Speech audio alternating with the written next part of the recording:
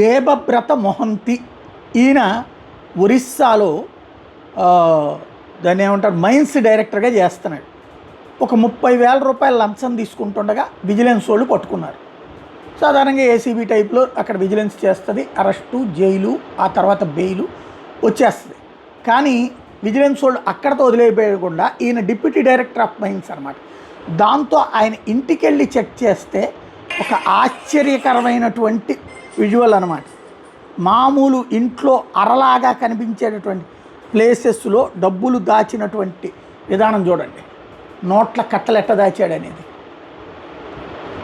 ఇది మనకి 500 నోట్లు 1000 నోట్లు రద్దు చేస్తే, క్యాష్ని తగ్గిస్తే, డిజిటల్ ట్రాన్సాక్షన్స్ అయితే అవినీతి కంట్రోల్ అవుతుందంటే, అవినీతి పరుడు ఇందుగలడందు లేడని సందేహం వలదని ఎందెందెతికినా అవినీతే.